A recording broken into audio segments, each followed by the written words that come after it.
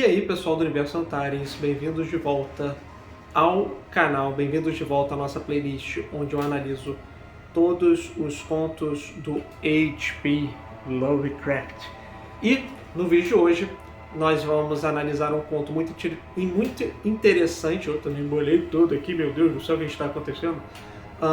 Esse conto é muito interessante, ele tem um título de Na Cripta, in the Vault. Ele foi escrito em 1925, em novembro, e publicado pela primeira vez em 1925, também em dezembro, na revista The Tryout.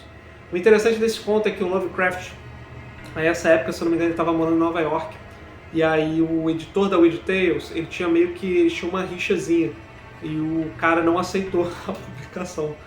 Ele só foi aceitar muito tempo depois, então esse conto foi publicado, acho que também em 1935, na revista Weird Tales. E eu li nessa edição aqui, ó, da Delphi Classics, tá? Para quem quiser saber. Mas vamos lá, qual que é a história desse conto? Bom, o conto inicia com o George Burke. Ele é um coveiro. Cara, é aqueles coveiro bem, sabe assim, tranquilão, de boa. E aí ele vai fazer tá no momento de inverno lá do vilarejo onde ele mora, e ele vai ter que fazer uns enterros, basicamente 7 enterros, e aí ele vai pra cripta, né? E ele começa a fazer lá os caixões, né? Caixões ou caixões? Não sei, eu acho que é caixão, né? Caixões, quer dizer. Enfim, me corrijam aí se eu estiver errado. E aí o que acontece? Ele começa a fazer cada caixão para um dos moradores da vila, né? Então ele faz lá e tudo mais, ele tá na cripta, e aí ele começa a fazer cada caixão na medida, digamos assim. E tem uma galera lá, no caso esses finados, né? Tem uma moça, um senhorzinho, que era um padre, eu acho, um padre, um senhorzinho bem gente boa, que ajudou o George Burke numa época de crise da vida dele. E aí tinha um tal de Asaph Sawyer, que era tipo um cara bem misterioso, bem vingativo. E aí beleza, ele tá lá fazendo papapá, pipipi, daqui a pouco, pum, a cripta bate. Ele não tinha levado as chaves, ele não tinha o costume de prender o cadeado, né? Nem de fechar, nem de colocar algo ali, então ele fica preso na cripta. Ele tenta sair e não consegue. E aí ele fica tipo assim, meu Deus do céu, ferrou. Mas beleza, ele não fica apavorado nem nada do tipo.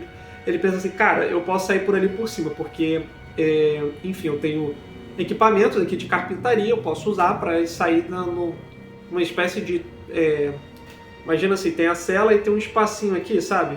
Só que é muito pequenininho. Então o que ele pretende fazer? Ele pretende aumentar um pouco o espaço para ele conseguir sair por ali e meter o pé, para ele não ter que ficar esperando muito tempo até surgir alguém. E aí o que ele faz? Ele começa a empilhar os caixões, né? Fazer um bloquinho, uma escadinha assim. São 8 caixões, então ele vai fazer uma escadinha até alcançar ali. E ele começa a trabalhar. Beleza.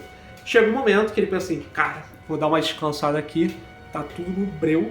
E aí ele descansa e ele fica tipo assim, beleza, vamos lá, tá na hora. E ele começa. E aí ele tenta se esgueirar, só que de repente ele sente alguma coisa segurando as pernas dele. E ele fica tipo assim, que desgraça é essa? Será que afundou? Daqui a pouco um claque. E aí ele sente uma dor lancinante, assim, como se tivessem farpas e tudo mais. E ele fica tentando tirar, mas ele consegue, ele vai pro outro lado e ele fica tipo assim, ufa.